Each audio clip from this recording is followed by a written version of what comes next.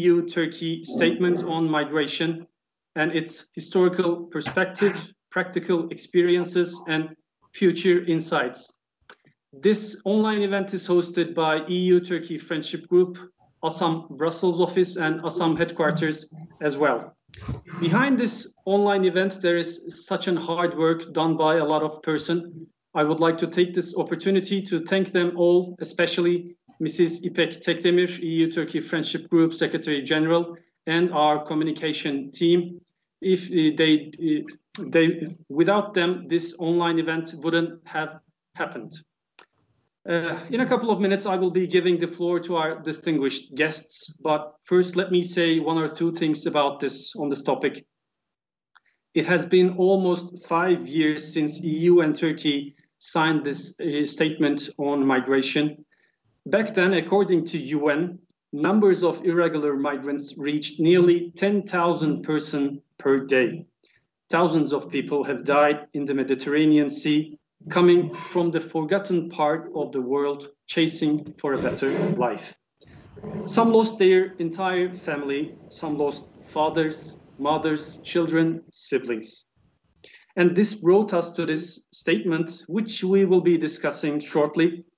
Right after the document is signed, number of people trying to pass the Mediterranean Sea dropped drastically, like 97%. And we all thought that problem solved and relieved, but it was clearly not the case. As humans, we always think that humanity moves always forward, but millions of people still lacking lowest livelihood and still facing war. In 2015 and 2016 in particular, world has seen terrible things which has never seen before. People drowning in the sea, falling from way too overcrowded boats, being pushed back by so-called law enforcement.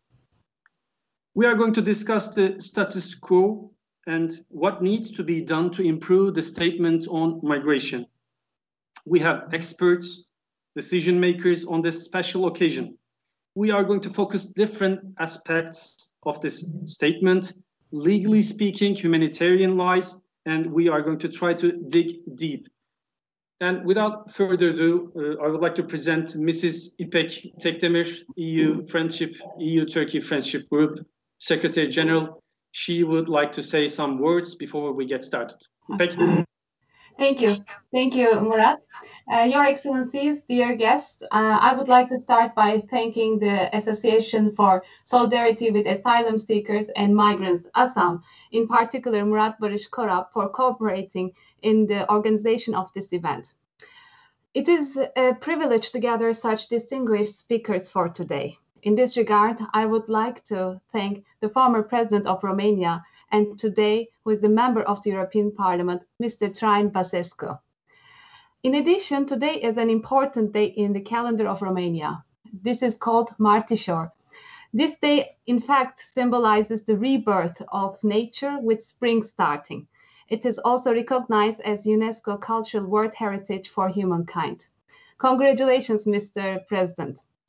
I would further like to thank Deputy Foreign Minister Ambassador Faruk Kaymakçı and the General Coordinator of ASAM, İbrahim Kavlak, to make this event possible for us today. Before I start, I would like to give a brief information about our platform. The EU-Turkey Friendship Group is a cross-party, impartial platform that endeavors to enhance quality dialogue among the European and Turkish decision makers, the business community and civil society, as well as promotes, and this is very important, our common values through cultural events in order to bring Turkish and the EU public opinion closer together. The Friendship Group aims at analyzing and highlighting important issues emanating from Turkey's geostrategic position and put Turkey into a broader context. Our aim is to foster constructive dialogue through gatherings like one of example today. Ladies and gentlemen, as we all know and are today's important topic, the number of people forcibly displaced across the world due to conflict, violence, and persecution hit record levels. According to UNHCR numbers, migrants globally reach an estimated 272 million, which is 51 million more than in 2010. As the migrants crisis became a serious global matter, Turkey has stepped up to the plate and taken important responsibilities. I hope this digital meeting will lead to even more productive projects. Before I finish, I would once like to thank the Association for Solidarity with Asylum Seekers and Migrants, ASAM, for their dedicated work benefiting refugees and migrants in Turkey, and you all for your participation. I look forward to a fruitful discussion. Thank you. Thank you, İpek. Mrs. İpek Tekdemir, thank you for your contribution. Thank you for your help for organizing this event. And ladies and gentlemen, we are moving forward. We have this privilege to have here today Mr. Traian Băsescu, former president of Romania, and he is now a member of the European Parliament. This is such an honor for your presence here, Mr. President. The floor is yours. Well, thank you very much. Good morning, and for everybody, I wish a good day, a good week. We are on the beginning of a new week. But looking at the migration problem, we don't have a lot of reasons to be extremely happy in these days. And I will not discuss about the global migration phenomenon. I will look at the reason of our meeting of today, the migrants mainly from Syria. In fact, in Syria is a dramatic humanitarian situation because 5.6 million Syrians left the country and another 6 million was moved inside of the country due to war effects. Practically, we discuss about 12 million Syrians which are in an extremely difficult situation, looking at the life conditions, looking at the impressive number of children which are affected by this migration phenomenon and by the poverty, by insecurity. Talking about our deal between European Union and Turkey, I have to remark the reality that is a big success. Even if the parts have disputes for one or another reason, even if the parties are blaming sometime without of many serious reasons, reality is that this deal signed in 2016 was with an extraordinary effect.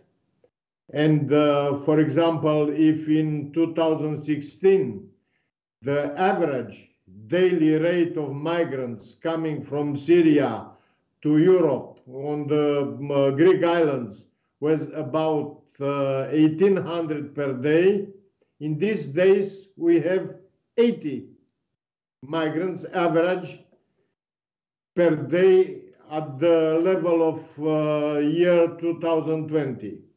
This is the effect of a good deal. Of course, is a lot of place for better developments in this respect. And I am very convinced that, first of all, the problem of migrants is the problem of Europe. We are the final destination, European Union. We must be the first responsible for the situation of migrants which came illegally on our territory, coming from the idea that the EU countries have the obligation to protect their own borders. We cannot ask somebody else to look at the security of our borders. It's clear that we are not able to do that. in actual conditions.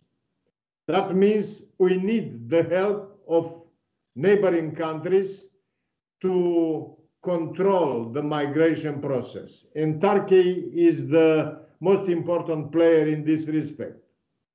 On the Turkey are now located about 4 million migrants from Syria.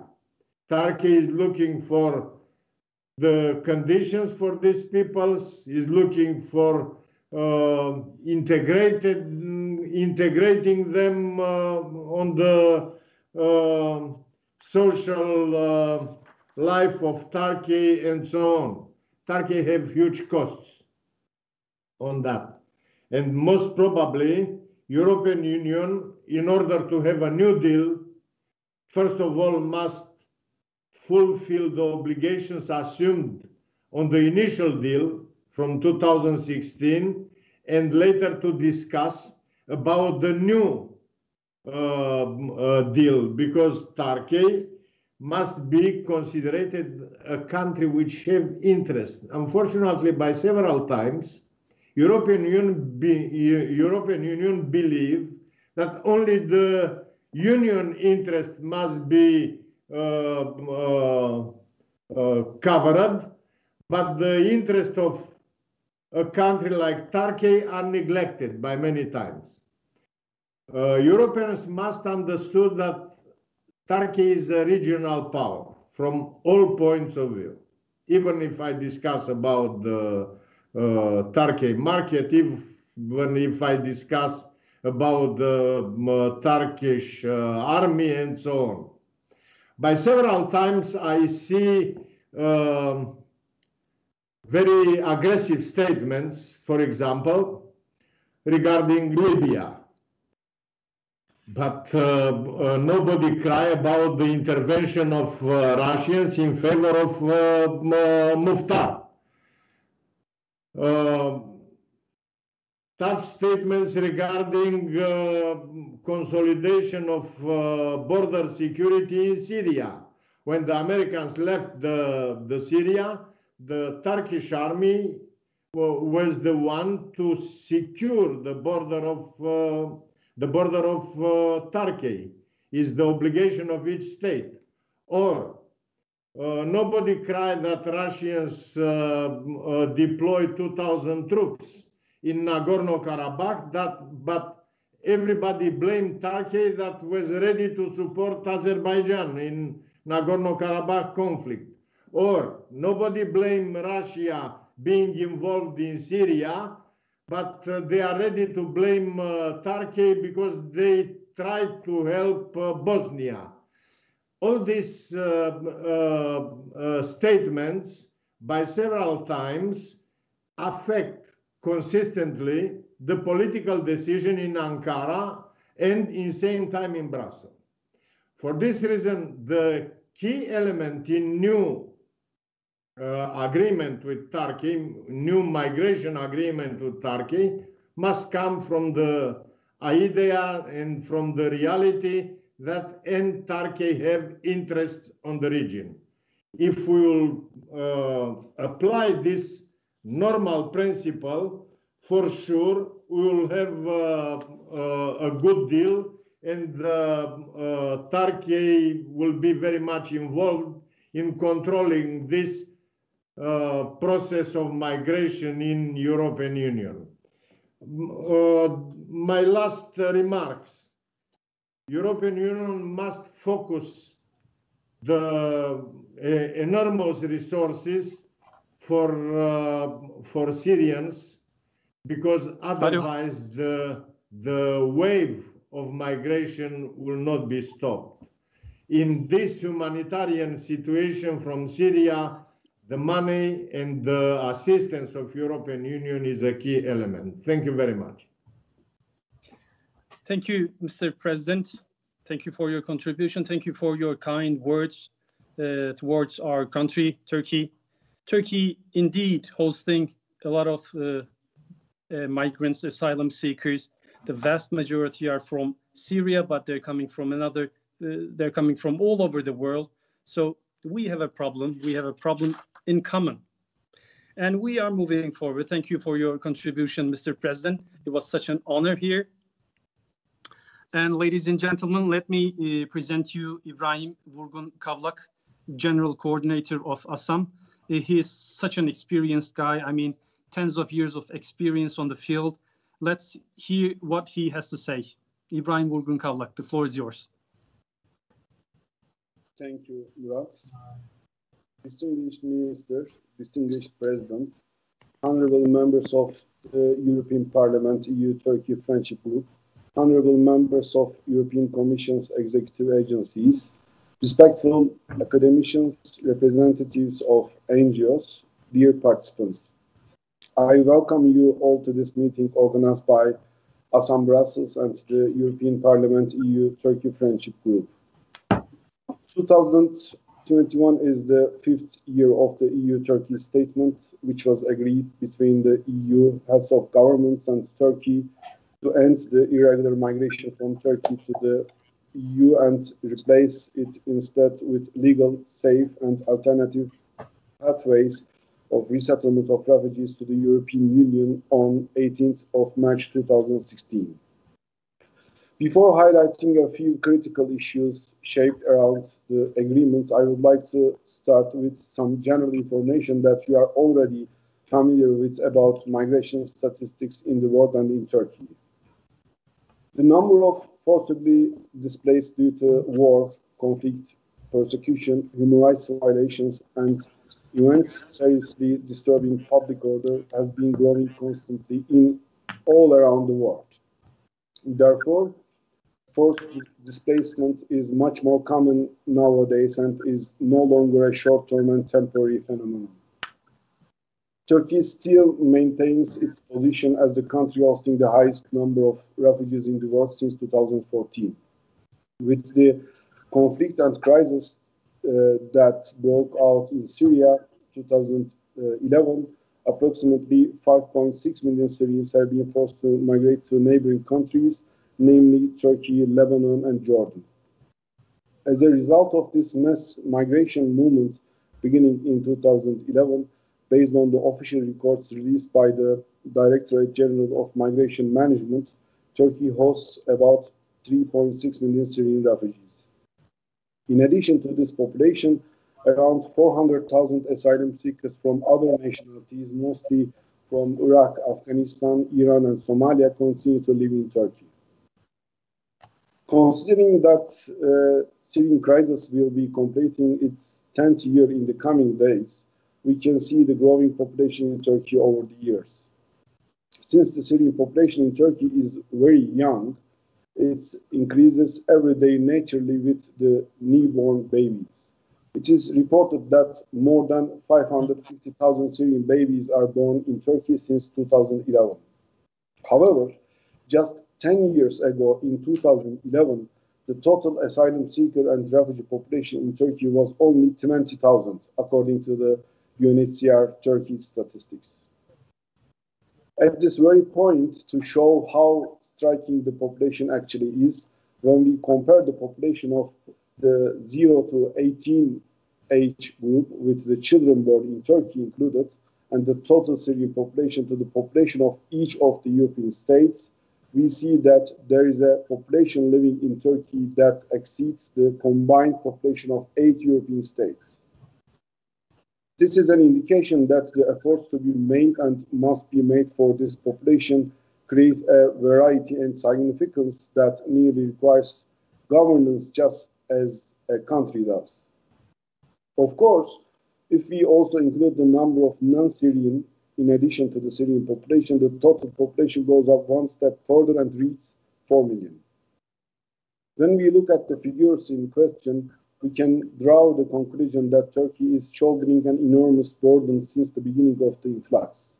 Even though the international community, particularly the United Nations and the EU, provided significant support, there is still too much work to be done. And that in this sense, the international community should provide more support to share this responsibility. The child and youth population aged between 0 to 24 is over 2.2 million.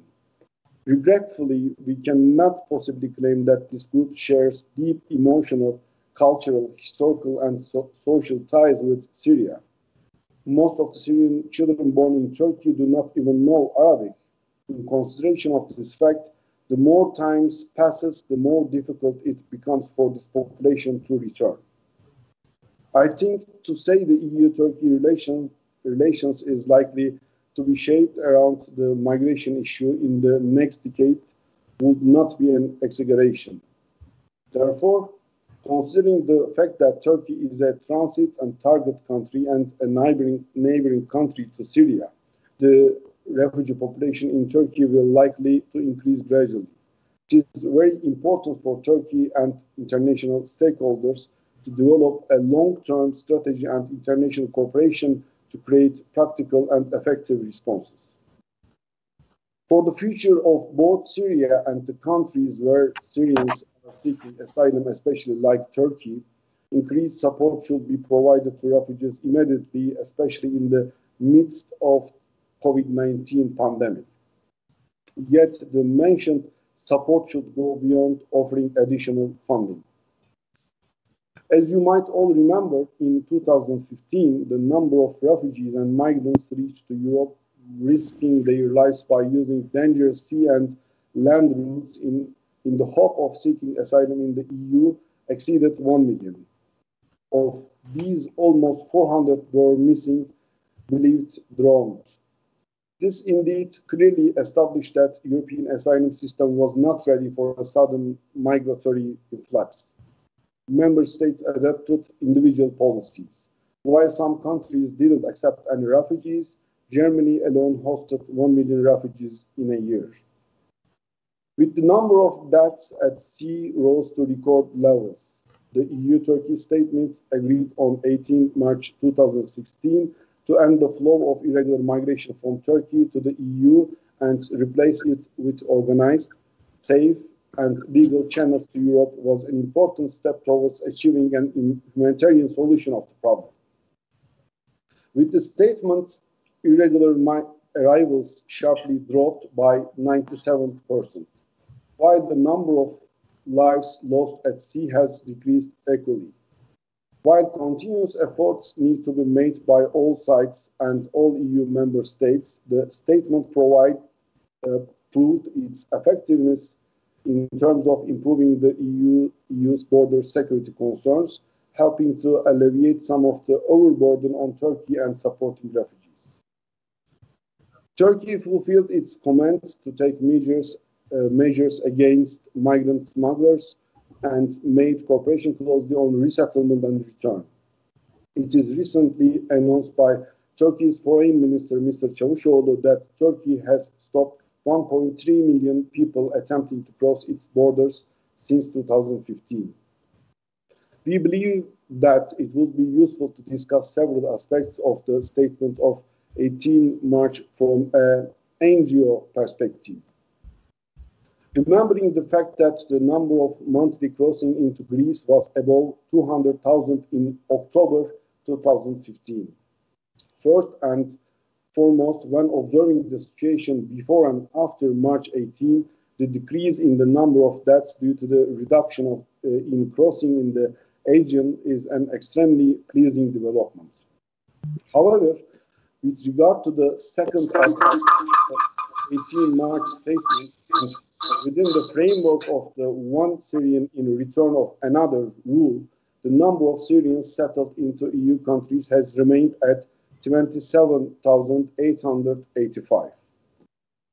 Furthermore, on account of the fact that the necessary sensitivity for the resettlement and settlement of vulnerable groups, in particular, has been unable to form, and that no programs, additional measures have been able to develop over time, it would be noteworthy to emphasize that the most effective way to combat irregular migration is to open the way to certain means such as legal pathways and resettlement. With regard to the third article of the statement and in terms of the measures taken to prevent irregular migration through Turkey to Greece, various adverse concrete incidents have currently emerged, leading to a violation of rights due to pushbacks, which could also be seen in the Pazarkule example of 2020 that started right on this day last year. There are also discussions owing to the fact that the EU countries approaching of fighting against irregular migration, particularly by European non-governmental organizations, has turned into a perception of fighting against migrants. Again, with regard to the fourth article of the statement, another significant issue is the non-implementation of the principle of activating the voluntary humanitarian admission scheme once the irregular crossing between Turkey and the EU are ending or have been substantially reduced. With regard to the fifth article of the statement, the non-implementation of the principle of accelerating the fulfillment of the visa liberalization roadmap after all benchmarks have been met has led to a different perspective to develop among the public in Turkey towards the EU and migration-related matters. The perception of sharing the responsibility burden being replaced by the transfer of responsibility burden has started to cause different negative views and approach towards migration and migrants. With regard to the sixth article of the statement and the facility for refugees, to what extent the solutions generated by the 3 plus 3 billion euros to be provided will contribute to durable solutions should be addressed once again by taking into account of the amount and sustainability of this funding. Last of all, the securitization approach developed by the Copenhagen School that forms the basis for the prevention, decrease of irregular migration and flow of asylum seekers becoming more dominant by deviating from the principles of implementing international agreements like the 1951 Geneva Convention and the European Convention on Human Rights could create permanent adverse effects in migration management. Therefore, I would like to convey that it might be necessary to re-examine this method, which is utilized in the management of migration and the changing perspectives. EU-Turkey migration routes are historically among the most important pathways. The 18 March statement comprised an understanding that involves shorter-term solutions. The area of migration should be reconstituted based on a broader perspective and more comprehensive and encompassing cooperation. In case of not being able to form a mechanism in the area of migration, similar to a regional cooperation or migration platform following the 18 March statement, there will be a risk that the medium and long-term results of this statement, which is considered to be functional in the short term by EU, will not have been calculated successfully. Although the mobility in irregular migration, which had become stagnant with the 18 March statement, but had started to increase as of the second half of 2019, has entered a less intense period again with the COVID-19 pandemic. Unfortunately, it is possible to return to a period where the number of deaths will increase. Therefore, wishing for the development of a foundation that will offer solutions and living opportunities compatible with human dignity, I would like to thank our ASAM Brussels Representative Office, EU-Turkey Friendship Group, and respectful participants once again, and hope that it will be a productive event. Best regards. Thank you, Ibrahim Vurgun Kavlak, General Coordinator of ASAM Headquarters. And we are moving forward. Without further ado, I would like to give the floor to Deputy Foreign Minister of Turkey, Mr. Ambassador Faruk Kaymakçı. And the floor is yours, Mr. Deputy Foreign Minister.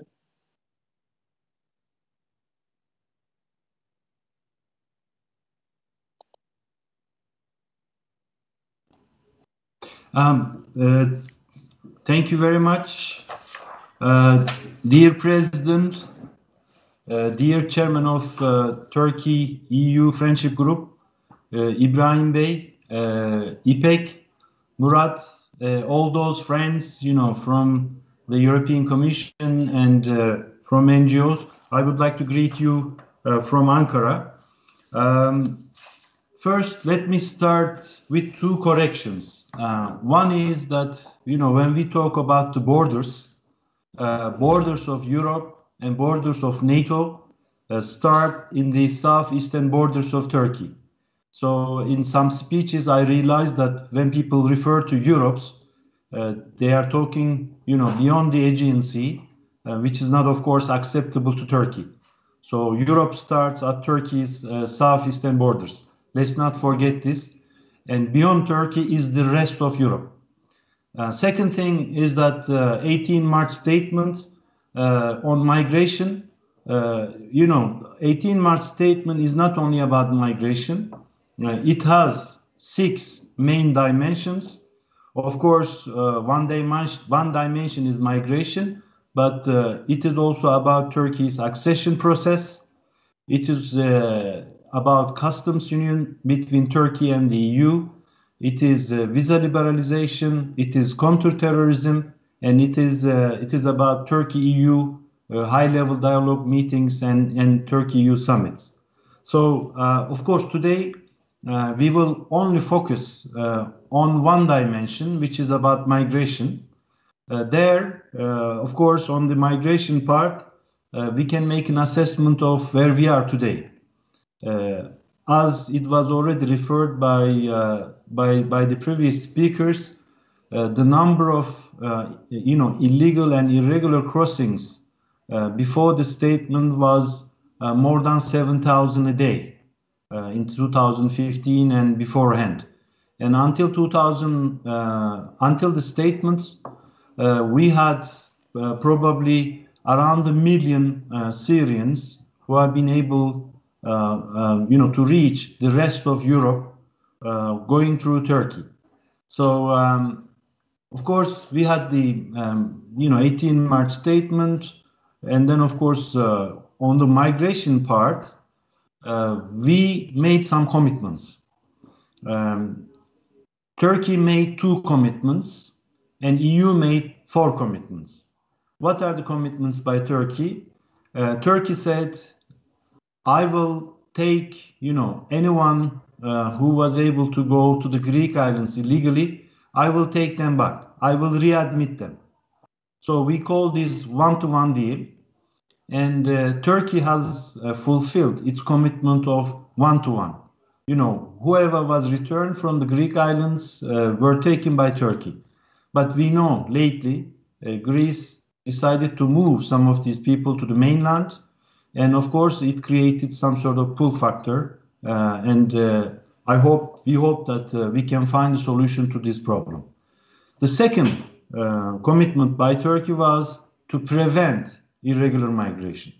So Turkey did everything to prevent irregular migration after 18 March 2016.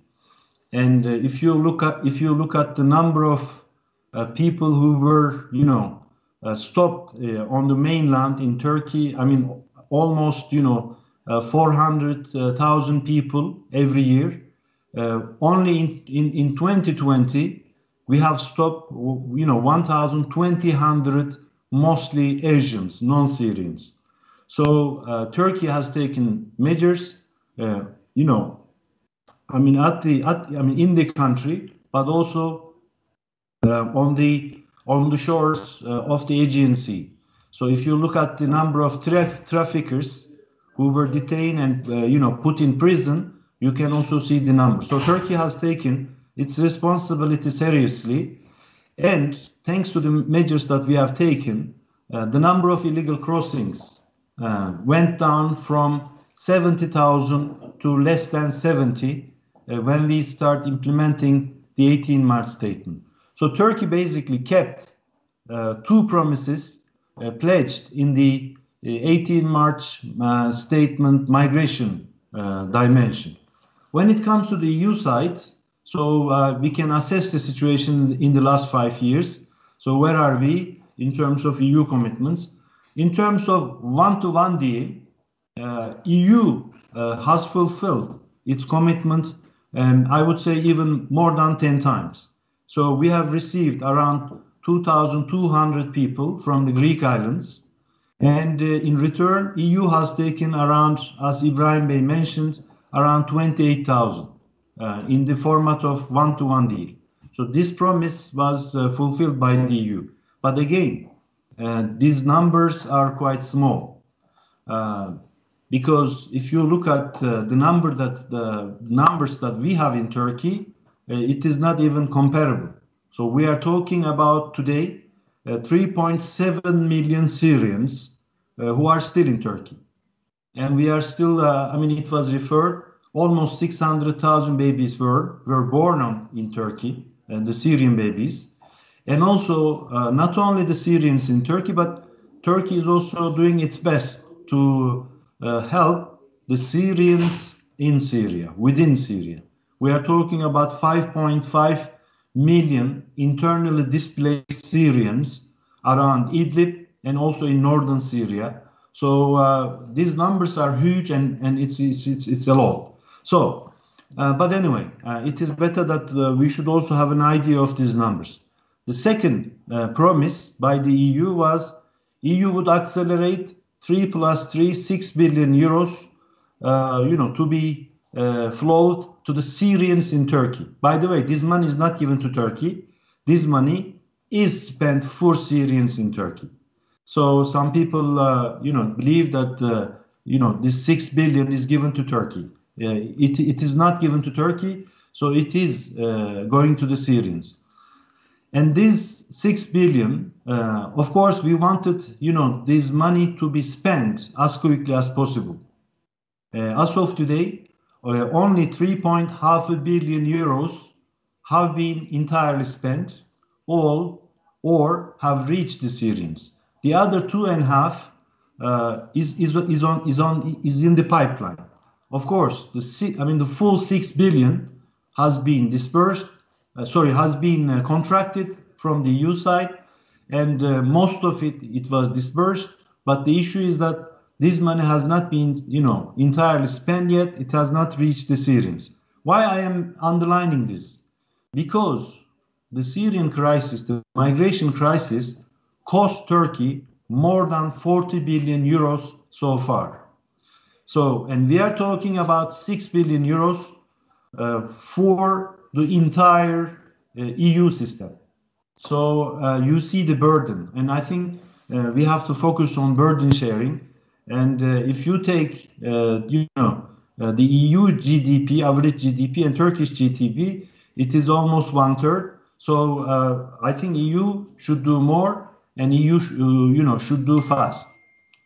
The third promise, which was given by the EU, was a program which is called Voluntary Humanitarian Admission Scheme. So with this program, EU member states were voluntarily, supposed to take some Syrians. But this program has been blocked by some member states, and it has never come into practice. Why is it important? Because this program was a message to the Syrians. Don't try to go illegally. There will be a legal way for you waiting. And this legal way was supposed to come.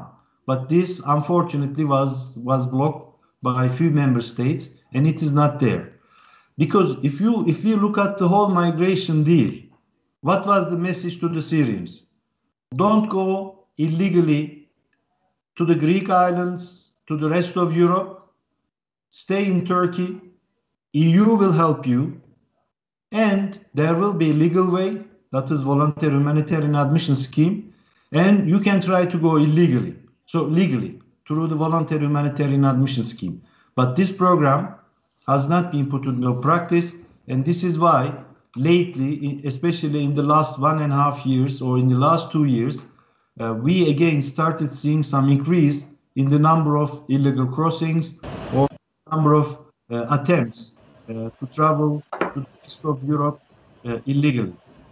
So this is the third promise has never been kept by the EU, not at all. The fourth pledge by the EU was that EU would cooperate with Turkey, and also the member states would cooperate with Turkey in northern Syria. If you look at Article 9 of 18 March statement, you will see clearly that the member states were supposed to work with Turkey to create better conditions in northern Syria, but also to enable safe returns. Again, this promise was never kept by the EU, and actually this was maybe the last drop in the glass, which brought the 18 March statement, migration dimension into suspension, because Turkey had to organize, as President Băsescu mentioned, some operations in northern Syria. By the way, President, when we were not only defending our borders, but we were also defending the borders of Europe and borders of NATO when we had these operations in northern Syria. So we actually even asked NATO and our allies to intervene together against Daesh, who tried to change the demography in northern Syria, or some of the PKK, PYD, YPG terrorist forces. But unfortunately, our allies didn't want to, act with us. And of course, when we had to, conduct these 3 military operations, instead of, getting support in northern Syria from our allies, we got criticism. And also, some EU member states decided to ban arms exports to Turkey. And this was of course, as I mentioned, this was the last drop in the full glass. And then 28 February 2020, Turkey decided not to implement the migration, dimension of the 18 March statement, which means that Turkey is not anymore, trying to prevent illegal crossings. And second thing is that Turkey is not taking anyone from the Greek islands, in the format of one-to-one deal. So then, of course, this is not a situation where we can survive, because the numbers are big and the problem is there. And again, as President mentioned, this is not a Syrian problem. This is not a Turkey problem. It is a problem of Europe. And most of the people coming from Syria, they are not aiming mostly for Turkey, but they are aiming for the rest of Europe. They are aiming maybe for Berlin, for Paris, or for Stockholm. So let's be realistic, and we have to find a solution together to this problem. So on the 9th of March 2020, President Erdogan, von der Leyen, and Michel came together to do, to check what we can do together to address this migration problem. And then they decided that 18 March statement should be renewed with of course, all of its dimensions, from accession to customs union, from migration to visa liberalization, all dimensions. And they have asked Minister Çavuşoğlu and the High Representative Borrell to work on a renewed 18 March statement. But unfortunately, our Greek and Greek Cypriot friends, they decided to link everything to everything. And they blocked our negotiations with the European Commission. And because we have some issues around the island of Cyprus, we cannot even discuss migration issue. So this is where we are now. Basically, again, because of the drilling activities around the island of Cyprus, you know that the EU decided to take some, I would say, counterproductive measures to cut dialogue with Turkey. So we don't have high-level dialogue meetings, we don't have Turkey-EU summits, and all those things. And so we cannot talk to each other, but we only talk against each other, unfortunately. So including the migration issue. But hopefully, from now on, we hope that we can adopt a positive agenda. At least Turkey's position is very clear. We want to see progress in our relations with Greece. and we want to see progress on the island of Cyprus between Turkish Cypriots and Greek Cypriots, and hopefully in March summit, if the EU adopts a positive agenda in Turkey relations, there are three areas we can immediately start working. Of course, high-level dialogue meetings should start immediately, on different issues from transport to energy and, counter-terrorism, foreign policy. And the second area would be start of negotiations on the update of the customs union. And the third area where we can immediately start is a renewed migration deal. So in the renewed migration deal, our expectations are the same. I mean, we have already a well-functioning system of 18 March migration deal on which we can add, some new elements. What are the new elements? First, we mentioned the Syrians, 3.7 million. But when we had this crisis in 2015, we had only 2 million Syrians in Turkey. Today, the number is 3.7 million. So their number has increased. And, funding to the Syrians in Turkey has to be increased and has to be made available, in the most efficient way. Second issue, we only talked about Syrians in the 18 March dimension, but what about others?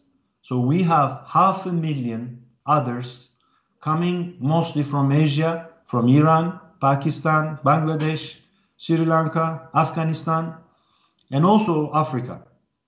So 500,000 others. And we cannot just say that we cannot use, facility for refugees in Turkey free for you, but this is only for Syrians.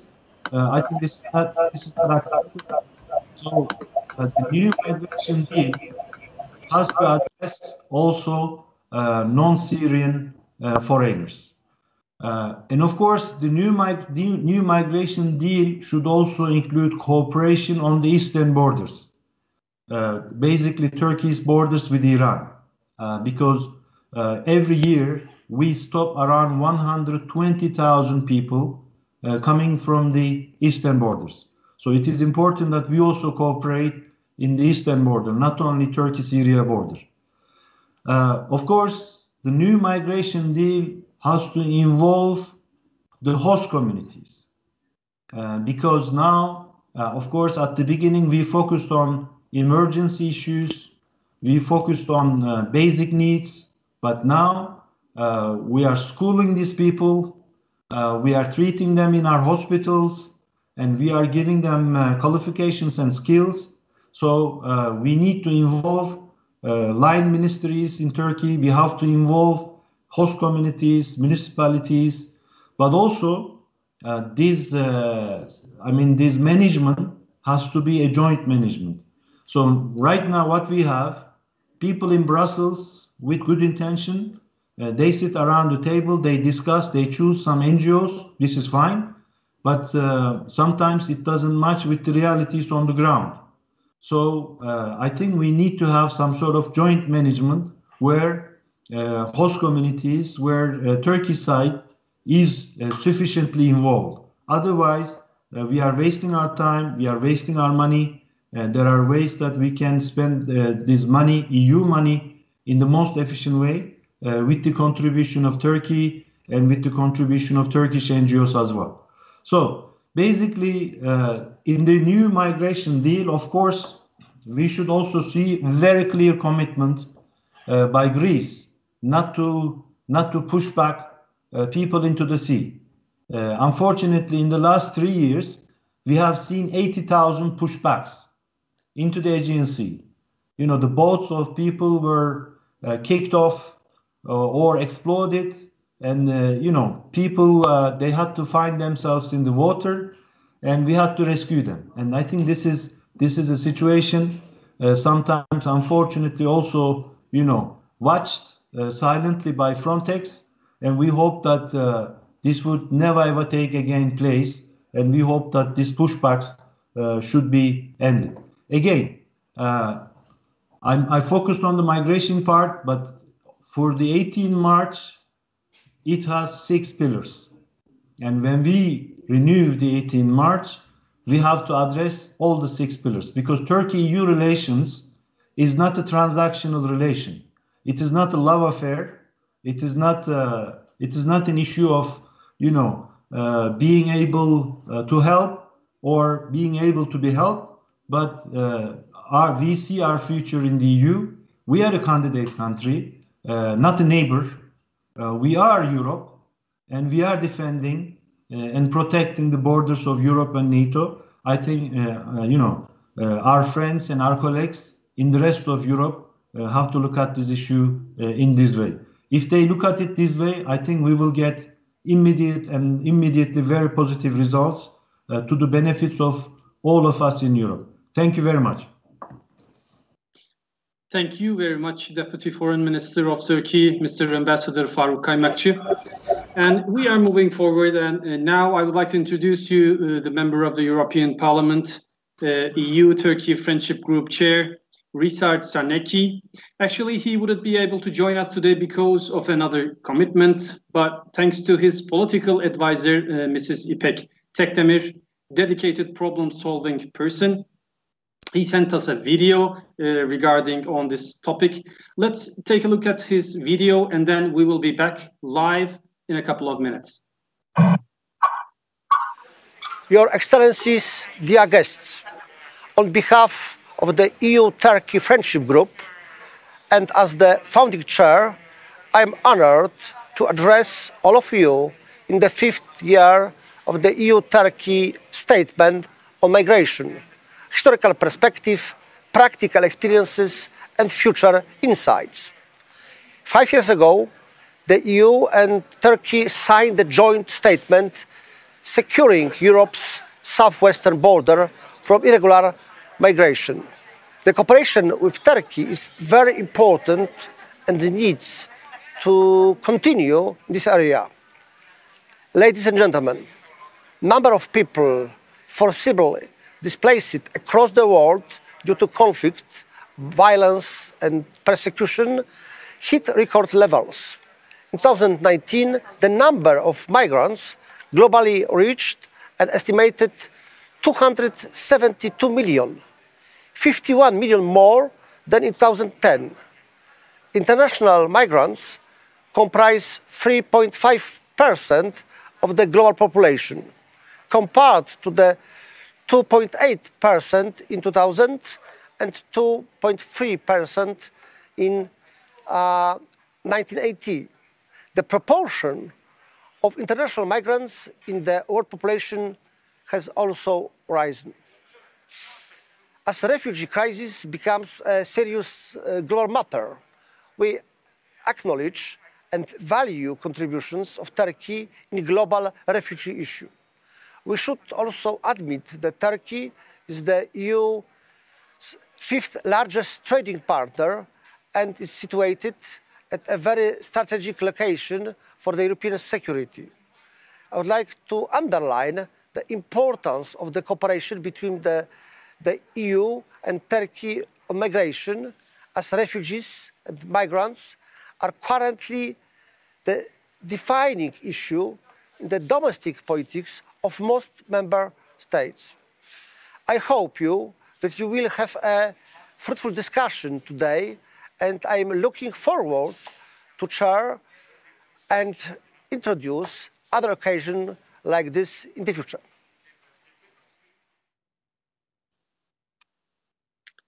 And we are back. We have come to an end to the first session, and we now are going to have a short break. If this was an actual meeting, I would suggest you to get out, grab a cup of tea or grab a cup of coffee and socialize with other people, maybe exchange some business cards. But since we have COVID and this is a virtual meeting, I would suggest you maybe check your emails, take care of your children, maybe take care of your pet if you have one. And we will be here in a couple of minutes, maybe 5 or 6 minutes. But while taking care of your own business, take a look at this video done by our communication team.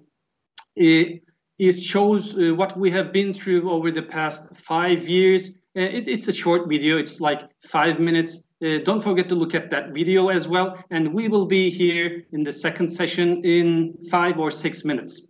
Thank you all for contributing this online event, especially Mr. Former President Traian Băsescu and Deputy Foreign Minister of Turkey, Faruk Kaymakçı, and dear all distinguished guests for putting value to this online event. See you in the second session.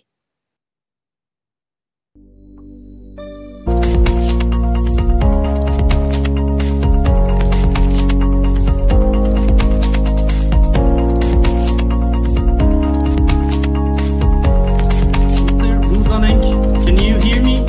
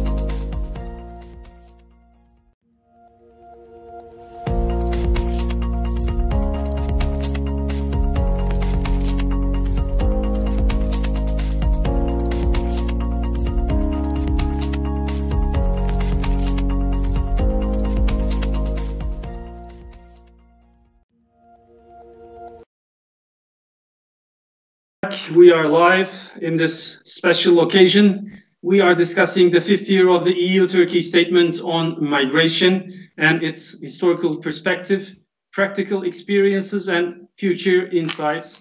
We discussed in the first session, we listened to our distinguished speakers' remarks, and we had an opening remarks, and now we are going to try to dig deep for this situation with our experts. Now we have Murat Şen, legal counselor to permanent representative of Turkey to the European Union. We are going to start with him. Let me ask you, Mr. Murat Şen, what legal aspects should we use in order to overcome this issue and in order to improve this migration deal? Thank you very much. Before getting into the legal issues, let me talk a little bit more broader on where we are in EU-Turkey statement and the facility for refugees in Turkey, if you allow me. So, although our Deputy Minister Kaymakçı was there, I listened to him a little bit. And as usual, he had a broad coverage of issues, and he talked about almost everything that is difficult for me now to continue after him. But still, I will try. And I also would like to extend my gratitude to the colleagues in the Commission. I know that they are going to talk after me. The facility for refugees in Turkey, it was first of all, now the current 3.36 billion is going to end this year. And when we look back, this created apart from the humanitarian part of the issue, which is I'm not going to talk about it because I'm going to talk more about the political and the administrative part of it. The existing facility for refugees in Turkey has created an excellent working relation with EU and the Commission. That I can perfectly say it. And my colleagues who are going to talk after me after a while will, I guess, confirm this. We had an excellent team headed by Mr. Avşarata from the Vice Presidency, and a very robust and highly qualified people working under him.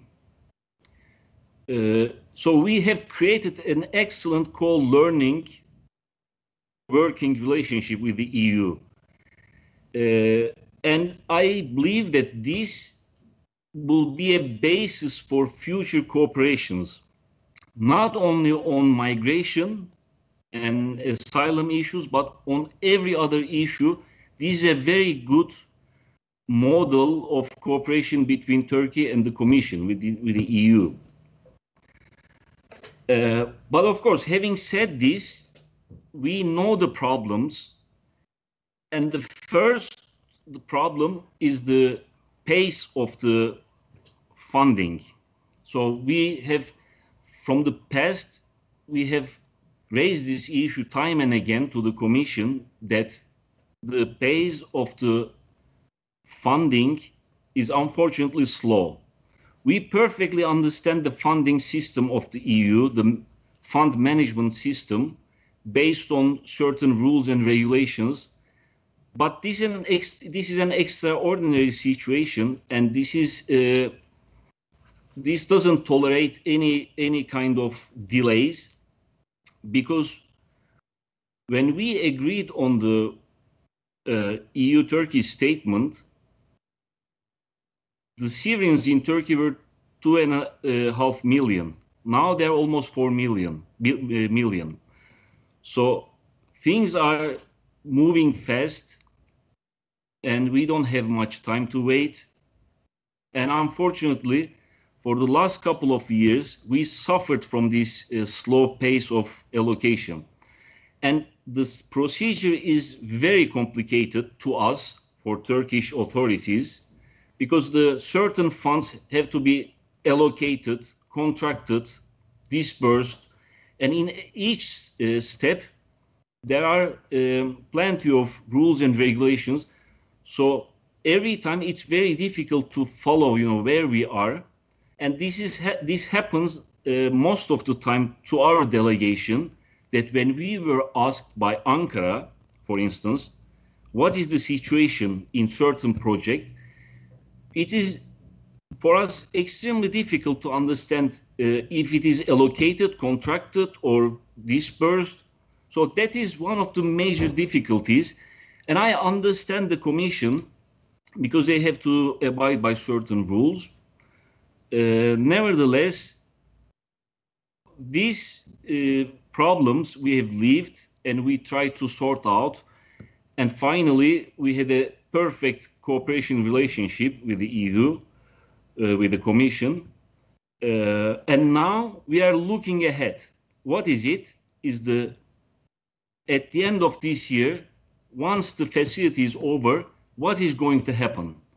That is the major issue now.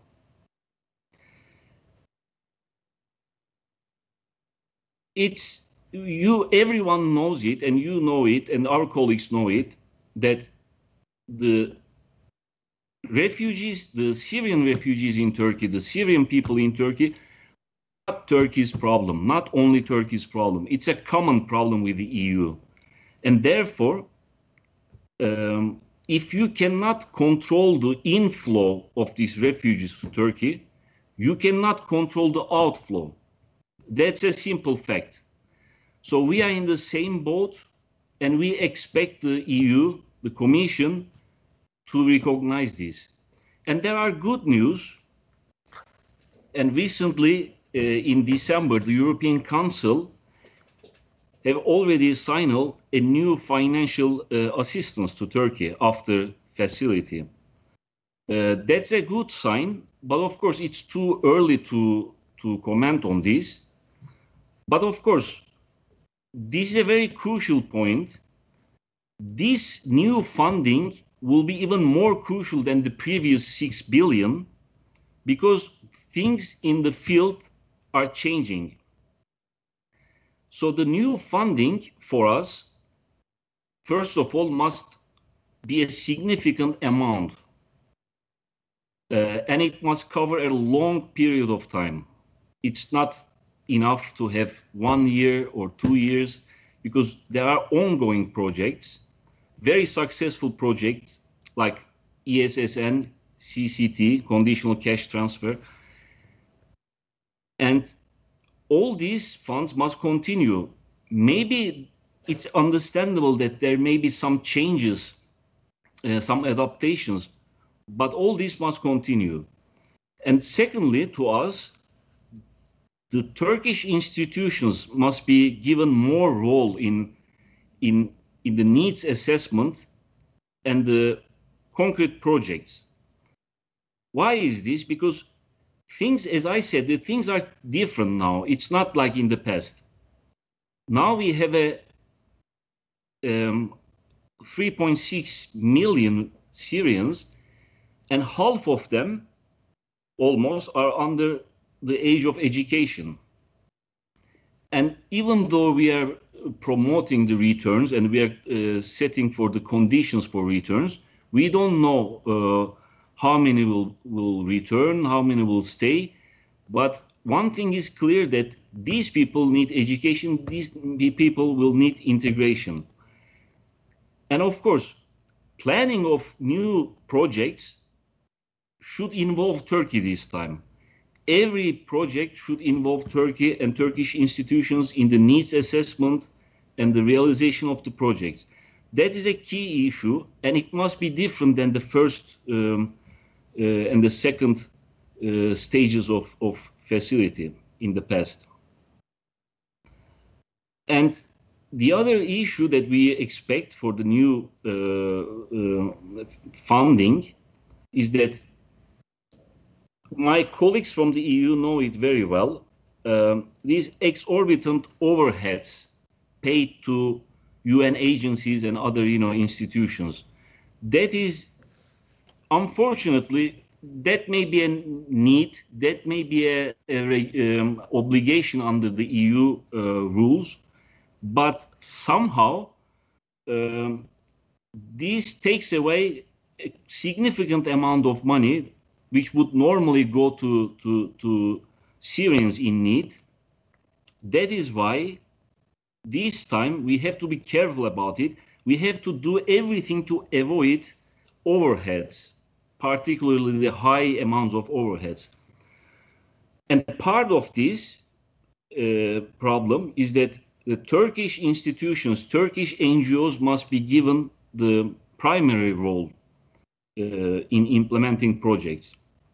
That are our new expectations, let's say, for the new term. And we need to talk with the Commission in advance of all these issues. That is why now there is a positive, atmosphere in the EU-Turkey relations, and we expect the Commission at the right time to come to us and talk all this in detail. And the other issue that I would like to mention is the situation in the origin and the destination, because Syrians in Turkey cannot be taken in isolation. There is the origin and there is the destination. The origin is Syria, we know it already.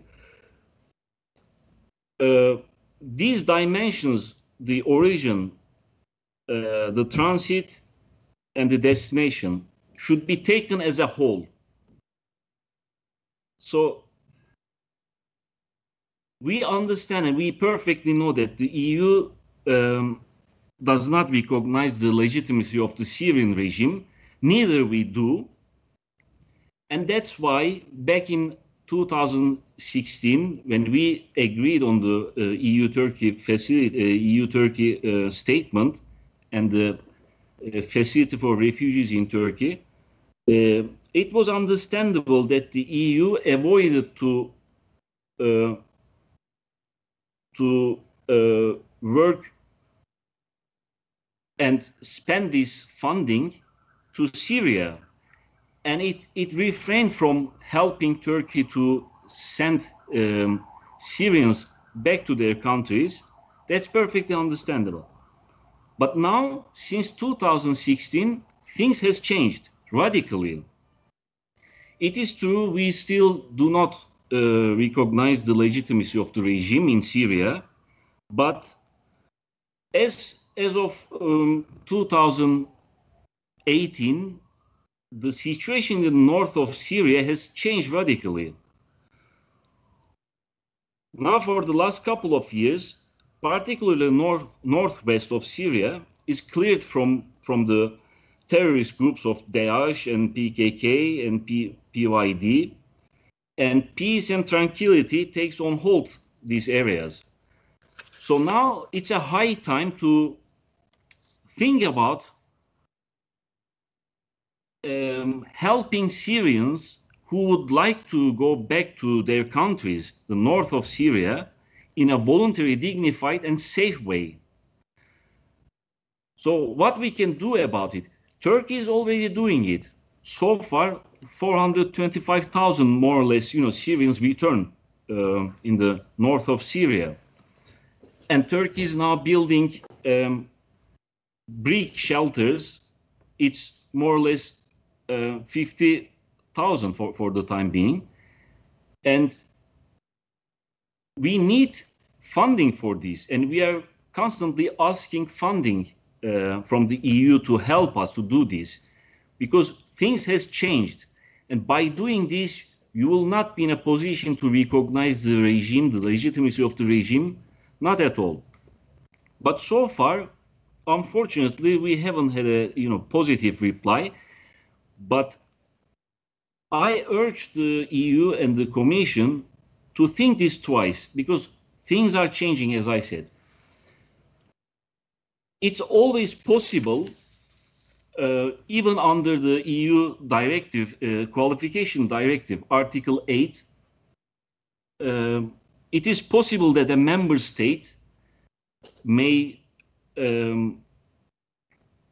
reject asylum application because the applicant's country of origin is partially safe. That is possible. That the EU is applying this, we know that in Afghanistan, that if the part of Afghanistan is partially safe, then the member states can reject the asylum application. It's Article 8 of Qualification Directive. In this case, we are not saying the same thing. In this case, we are talking about voluntary returns. But why not, you know, if you can force returns in a country of origin where part of this country of origin is safe, why you cannot do this when part of the country is safe and the Afghan Syrians want to return voluntarily, dignified and safe way? So I think this is possible, and we have to explore this. That is what we are trying to explain to our colleagues in the Commission. So the other problem is this is the origin, and the other problem is the destination, which is the situation in Greece. And the famous problem of pushbacks. So, you know, the pushbacks, it reached to a level that these people are not only pushed back to Turkey, but also they are pushed back, or they are deported from the refugee camps. So this is it's a clear crime against humanity, and unfortunately, member states, some member states, Greece, and the EU institutions, which is Frontex, you know, involving directly, are committing, you know, being part of this crime. And at least, you know, it's maybe too early to say a crime, but at least there is a clear evidence on this. Of course, we as Turkey, we condemn this situation all the time, and I'm not going to raise the issue again and again, but I would like to draw attention on one particular point that is interesting for us, that we, as far as we know, as a candidate country, the Commission is the guardian of the EU treaties.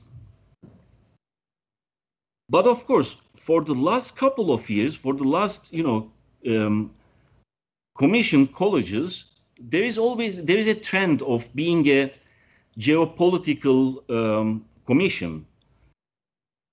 That's fine, you know, being a geopolitical commission, but if you become a geopolitical commission, we doubt, you know, how much you can also be a guardian of the EU treaties. So I don't know how the Commission will balance these two, between being a geopolitical commission and being the guardian of the treaties. We see this clearly in these pushback cases. Something is happening. It's a crime against humanity, and the Commission, unfortunately, is muted. That is, you know, it's unbelievable for a candidate country such as Turkey to understand this. The Commission has been muted until the European Parliament, you know, intervened, and thanks to European Parliament, there was some movement on this.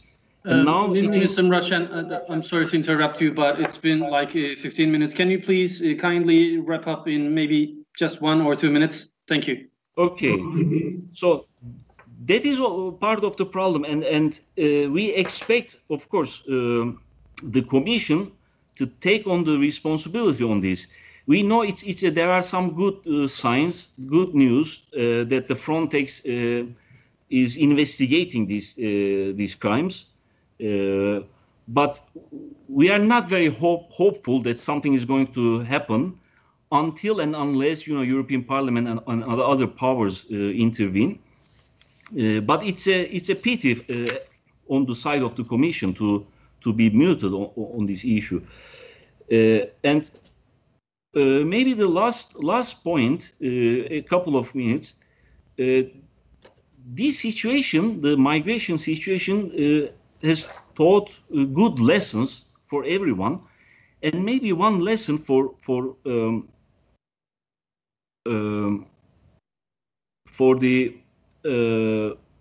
whole system, the whole legislation, international rules on the migration. So Turkey, we believe that is placed in a good position here, and I encourage Turkish NGOs like ASAM and others to be a platform, a hub to discuss the migration issues, the law on migration, the refugees.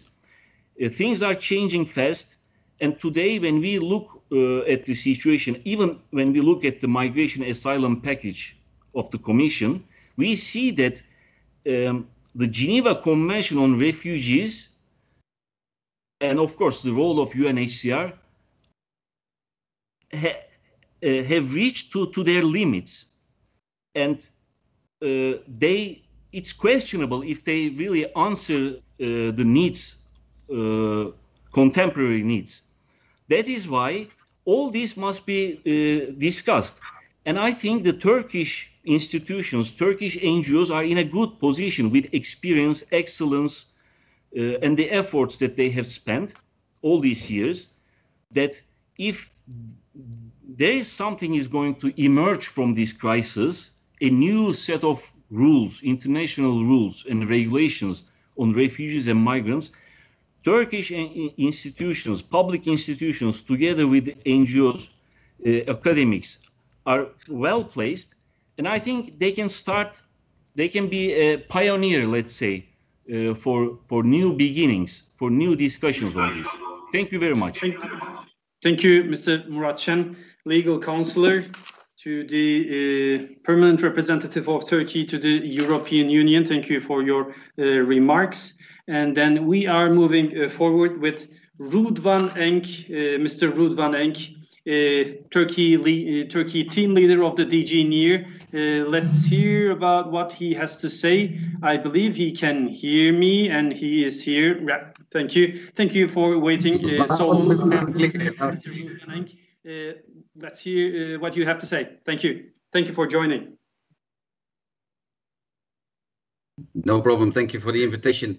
I hope that you can hear me without interruption. There is some issues on the in the web. I think there's delays, there's echoes, there's a number of obstacles that we have to overcome. But I will do my best. It's good to see you. Thank you for the invitation. I see some faces that I recognize. Alexandra, for instance, Murat as well. Good to see you all. I hope everybody is well. Just to give you an overview of the facility in a few minutes. The facility for refugees in Turkey is, of course, a key component of the EU-Turkey of 2016.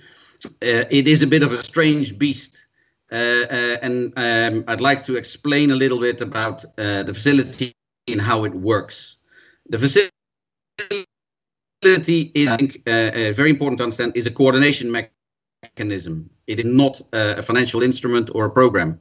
The facility, the mechanism, allows us to mobilize monies from the EU budget and contributions from member states in a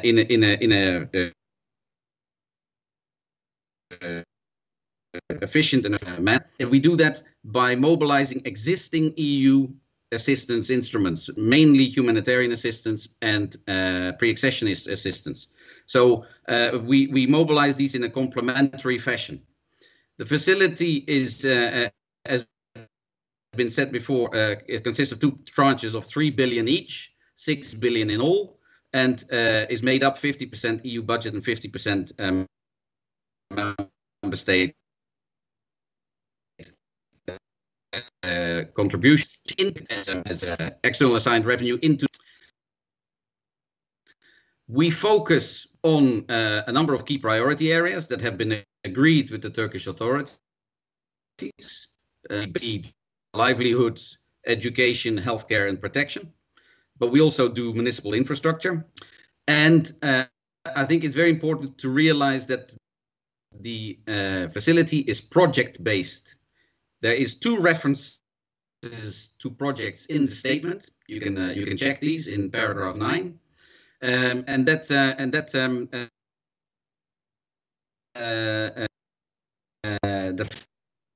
fact that it's a number, some of which Murat has alluded to earlier, and I'll come back to this. The state of play as concerns the facility as it is now is following. We have programmed and contracted the 6 billion in full, and we have disbursed more than 4 billion. We will continue to disburse this year and next year, and hope to have disbursements done by 24, 25 at the latest. Why do we do that? Because the facility, as I said, is project-based, and that means that we have about 100 projects now running. That in a simplified as follows: we disburse part of the contract money in advance to get the project started. We do a second tranche if the balance and the completion of the project. This explains why the 6 billion have not been disbursed in one go, or quicker, as some may say. In fact, we contest the fact that we are slow. The European Court of Auditors has done an operational audit in 2018 of the facility, and concluded that we are about 5 times more quickly, faster than the average EU assistance. 5 times more quickly.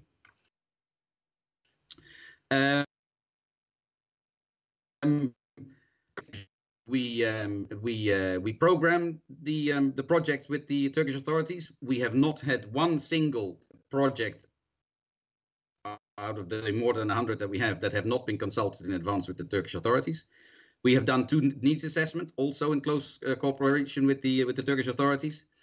And we do a number of different projects under the facility.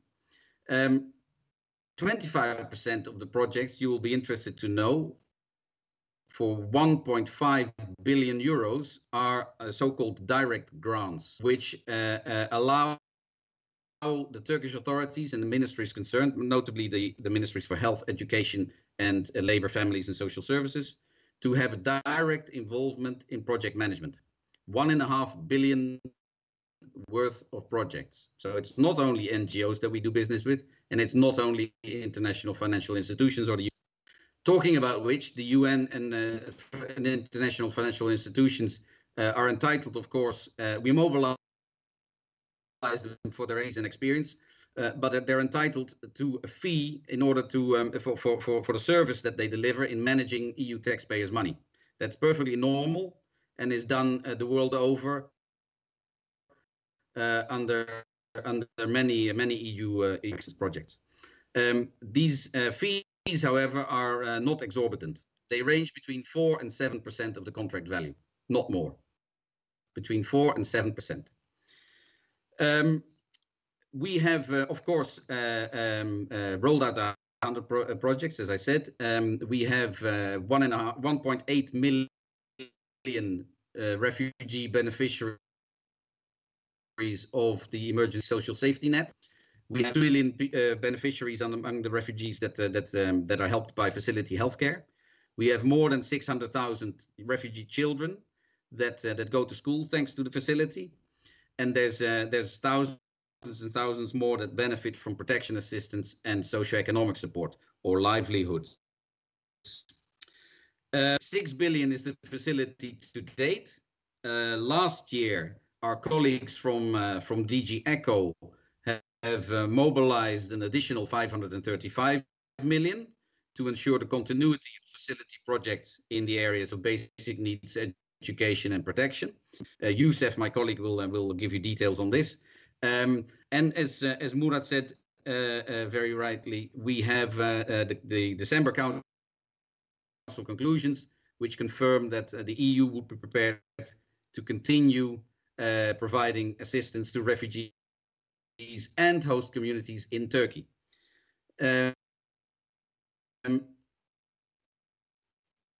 This is the Council speaking.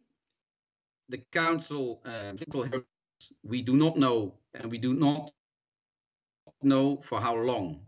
And until the Council, i.e. the Member States, have decided this, there's little that the Commission can, of course, think about needs assessments, because things have changed, as Murat rightly said, and we need to update the needs assessment that was last done in 2018, and we can identify possible sources of revenue, but that's about it. We really depend now on Member States and Member States' agreement on what to do next to help Turkey in its commendable efforts in hosting close to 4 million refugees.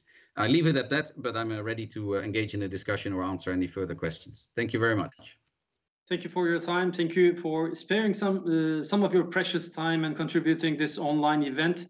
I appreciate it. Thank you. Thank you. And we are moving forward again. And this time we will have a friend, a colleague from DG ECHO, Yusuf Hamash, Turkey team leader. He will be, yes, he is right now. He's here. And it's so nice to see you again, Yusuf. And I believe you have some important things to say. The floor is yours, Yusuf. Thanks a lot, Murat, and thanks a lot, colleagues. I hope you can hear me well, because I had some also slight problems to connect. No, loud and clear, loud and clear. Don't worry. Thank you. Oh, perfect. But first of all, thanks a lot.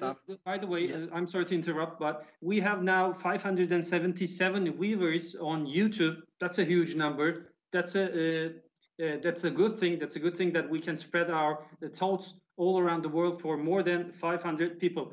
Sorry to interrupt. No, thanks a lot. Thanks a lot again, Murat.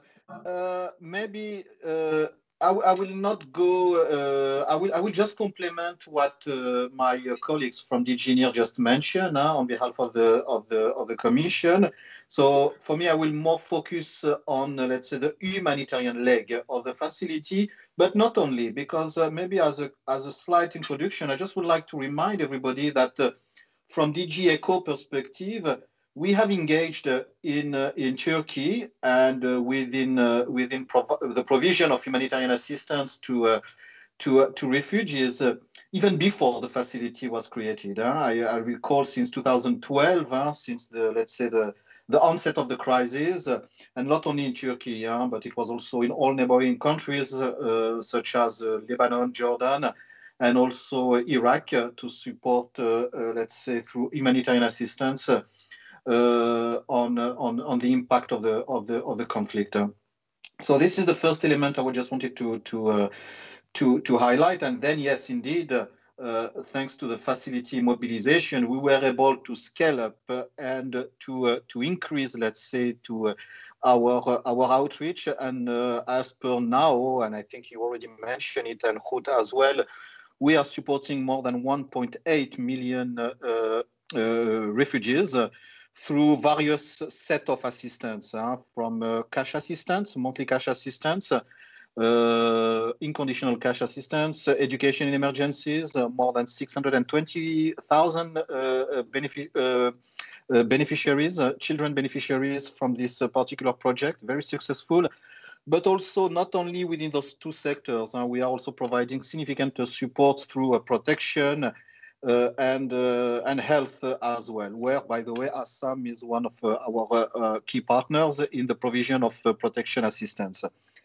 Having said that, the third important element that also Ruud highlighted, we are already for DG ECHO engaged in the post-facility support. Since 2020, we have mobilized more than 35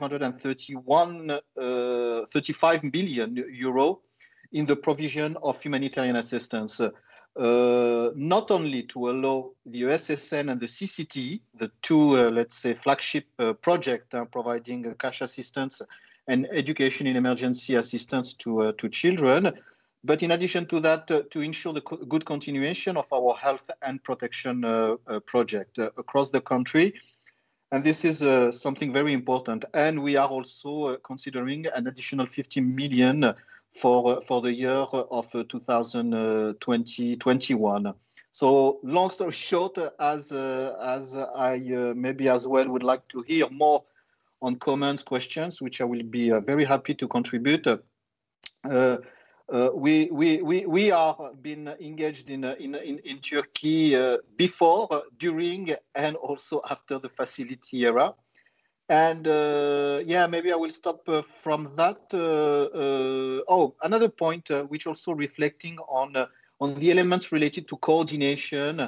We are from DG ECHO working with, let's say, the so-called international institutions such as the UN, international organization, which has we are part of the FPA. Well, it's a bit of internal jargon, but not to forget that we are supporting overall more than 80 local organizations who are providing significant humanitarian response in Turkey. So over to you, Murat, and again, happy to answer to any questions related to the humanitarian response in the support of the refugees in Turkey. Over. Thank you for your kind words.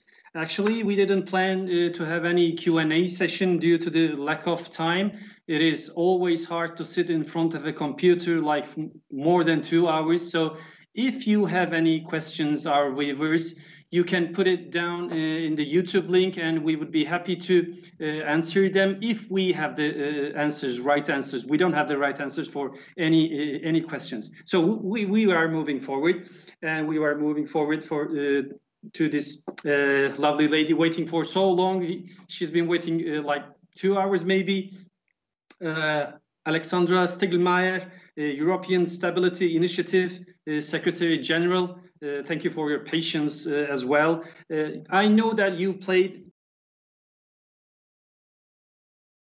on this topic, on this migration statement. Let me ask you this. There's a criticism that this statement only provided a short-time solution. Do you agree with that criticism? And I'm here to hear your thoughts about on this migration deal as well.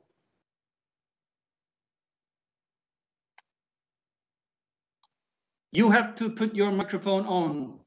I'm sorry, you have to put your microphone on before speaking. Okay. That's it, loud and clear. Thank you. Sorry. No problem. First of all, thank you for inviting me to this event, which has been very interesting. So I don't think that I've wasted 2 hours waiting for it. On your question, no, we don't think that the EU-Turkey statement was, because at the moment it doesn't really exist, a short-term solution implemented as envisaged. Not necessarily in terms of that the Turkey didn't get visa liberalization, there was no modernization of customs union, but looking at the migration parts, Greece has never done what it was supposed to do.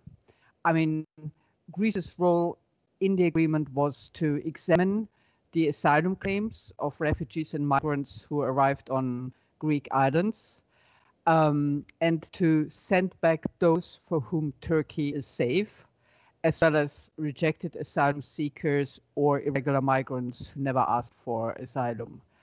But as we know, Greece has sent back only 2,000 people during the entire 4 years during which the agreement was functional.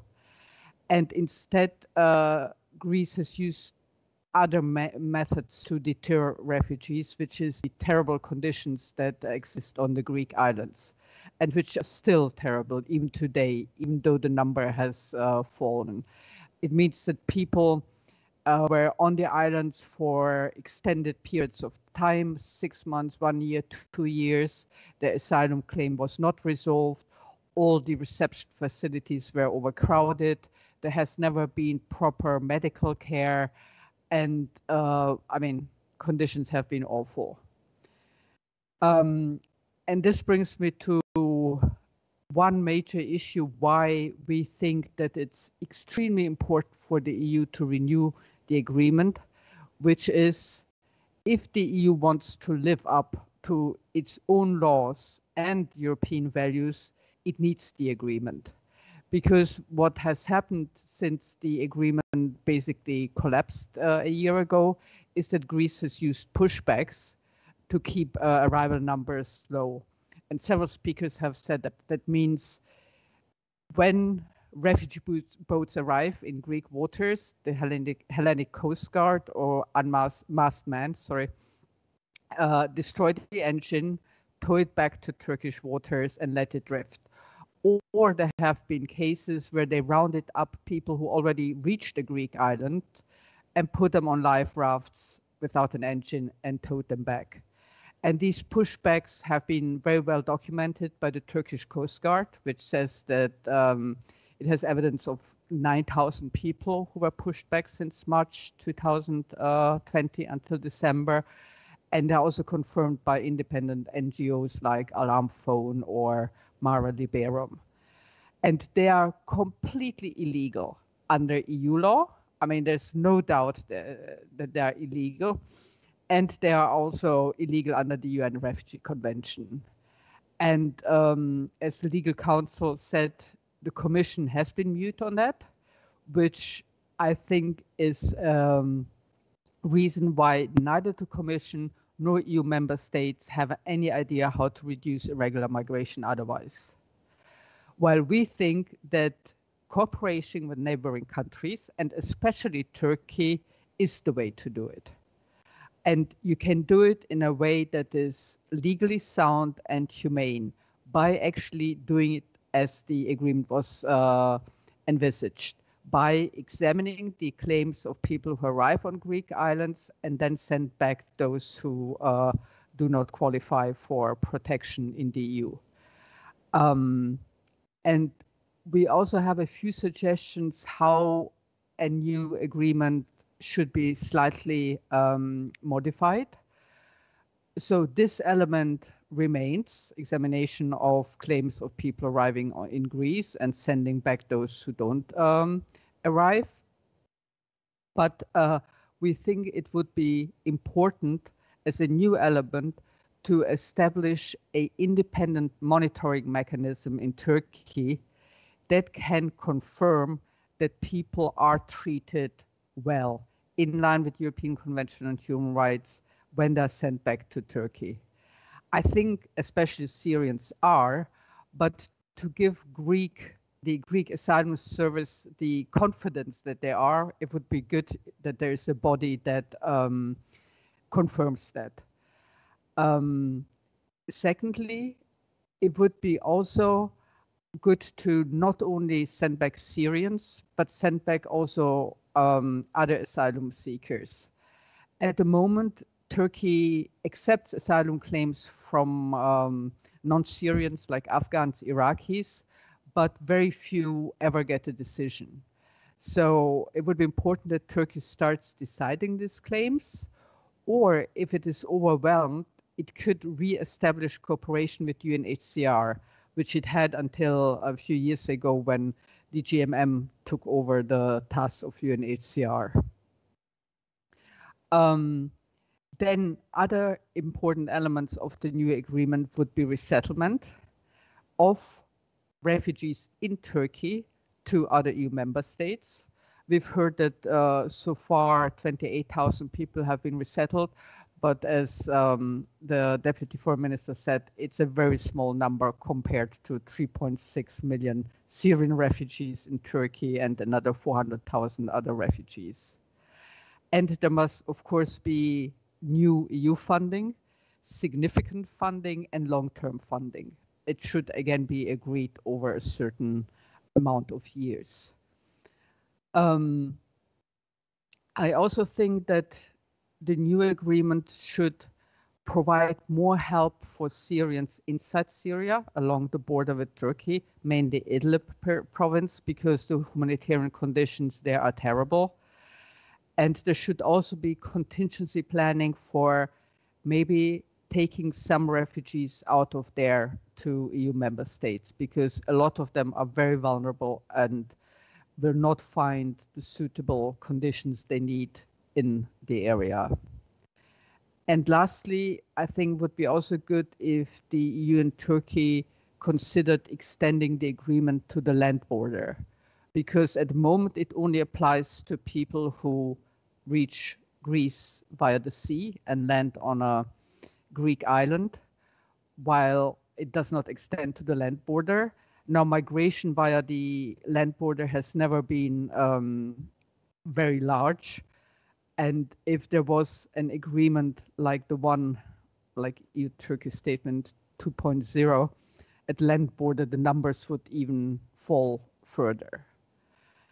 And I also think that it's very important that as a first step, the new agreement focuses only on migration-related things. Because, I mean, I know this 2016 agreement also had the modernization of the customs union and the visa liberalization and accession talks in it. But each of these topics are quite difficult, and it would be good to take them out and say, let's start with something which is quite easy, where we had good cooperation, especially from Turkey's side, and then we can resolve the other issues. Because if both sides bring to the negotiating table all these other issues, and from the EU side, of course, also Turkey's oil drilling and exploration activities in the Eastern Med, we will never have an agreement. So let's focus on this area where agreement can be hopefully reached and resolve everything else then as a next step or in parallel, whatever the sides decide, but separately from it.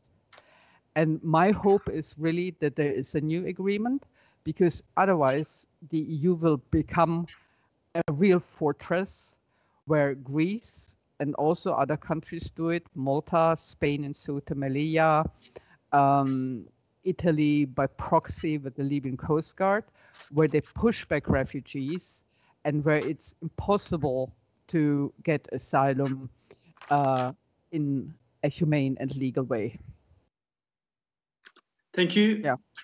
Mrs. Alexandra Stiglemeyer, thank you for sparing some time and contributing this online event. You underlined many important issues while speaking. I noted them duly. Thank you. Thank you for your contribution, and thank you for being here and supporting our online event. We heard some precious thoughts, both from the EU side and Turkey side, standing points. They are clear, I think.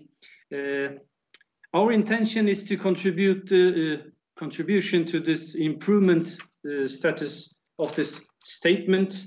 So we will have one more speaker awaiting, but he would be here normally, Samuel Doveri-Westerby, Managing Director of the European Neighborhood Council. He would be here in person, but unfortunately he got a call from the Commission and asked for his presence for a meeting, but he was kind enough to send us a video. Let's hear what Samuel has to say in his video, and then we will close the session as well. Hello everyone, merhaba. Hello İpek, hello organizers. Thank you very much for inviting me, and my apologies for not being able to be here today, but I can be here virtually. And I'd like to thank you, first of all, for inviting me to the 5th year of the EU-Turkey Migration Statement event, which puts the agreement into historical perspective with some practical I cannot hear and what future insights. Yes, I cannot First of all, I'd like to, of course, say that I'm not a specific expert on migration, but I'm the director of the European Neighbour Council. And here we research and implement projects that, of course, concern migration, that concern EU-Turkey relations more broadly, and a variety of other areas which are both directly and indirectly related to EU-Turkey relations, like Central Asia, democracy training programs and research on COVID and the impact on migration, for example, within the neighborhood. So maybe I could just start very briefly by telling a small anecdote, because when I first spoke to Fuat Oktay and was allowed to visit multiple refugee camps and bring an EU film crew as well as EU university researchers inside the Turkish refugee camps, that was back in 2015, it was still over half a year before the March statement would be signed. And at the time, much of the effort was still being made inside the refugee camps. So a lot of the funds were going to the refugees who were living in the camps, while, of course, for anyone who's been following the migration situation in Turkey over the last years, a lot of that funding has then moved into labor, medicinal, hospital, healthcare, let's say, education efforts in most kind of urban cities. And that is, of course, as a result of the EU funding, which has today helped millions of people who have fled war and conflict and who are today hosted by Turkey. I would like to briefly pay attention to why the EU and Turkey must not only continue working on funding and refugees in terms of schooling and further education, jobs and health, but equally consider the origins of why these refugees and why these people are fleeing their countries. Because, of course, there are no refugees without wars, and today there are an increasing number of tense and escalating regions in the Middle East, in Central Asia, in Africa, and elsewhere, which necessitate both EU and Turkish attention and de-escalation in terms of conflict. The Uyghurs in China may be on the brink of an even larger humanitarian crisis with severe migratory implications, while the frail peace process in Afghanistan, for example, remains a fundamental uncertainty. And really, here there is a big potential for stronger Turkish and EU cooperation, especially under the banner of NATO. In Central Asia alone, the repercussions of forced migration remain a very serious concern, and we released a large-scale quantitative and qualitative research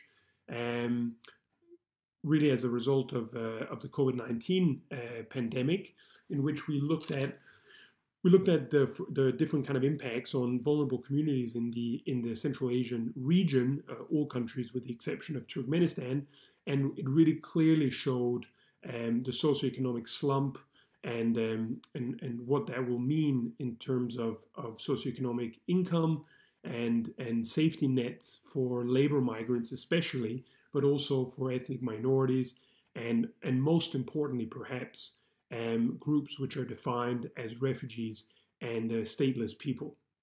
Let me quote just a small figure from the recent publication which I co-authored back in December with regards to the impact of COVID on migration in vulnerable communities, which really have traditionally left in great waves to Turkey and to the European Union. Quote opened, refugees and stateless people saw the biggest impact of COVID, with the poorest and least educated being statistically the most vulnerable, most likely to move, most likely to face the socioeconomic challenges in the entire region. Refugees and stateless people remain the poorest, least educated, and most vulnerable, as 63% report having low income and only 1% report undergoing any type of university education in Central Asia as of 2020. So I think it's perhaps relative also to, as I mentioned before, to go beyond the simple parameters of the EU and Turkey, and to remember that all of these refugees and the migration waves have a place of origin, and all of these places suffer from one form or another of socioeconomic depression or of conflict and other misfortunes. So I'll simply end by adding that the new positive agenda between the EU and Turkey should prioritize, of course, stability and the reduction in conflict throughout the shared neighborhood, and continued cooperation on funding and migration remains an absolute essential necessity for a long for as long as these conflicts continue to exist, but it should also be seen as a potential to support and promote a more positive agenda between the EU and Turkey more broadly, particularly in a moment in which economic relations, security relations, and political relations are more necessary between the EU and Turkey than ever. So thank you very much to the organizers again, and thank you so much for İpek as well, and for the other speakers who are here. I hope you have a continued good event, and I look forward to seeing you all very, very soon, hopefully. Thank you. Bye.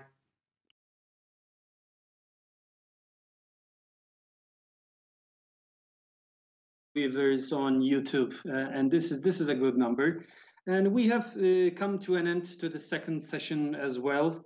As I mentioned before, we heard precious thoughts coming from both parties of this statement. Yes, it needs to be improved. That's clear. That we can agree on the base.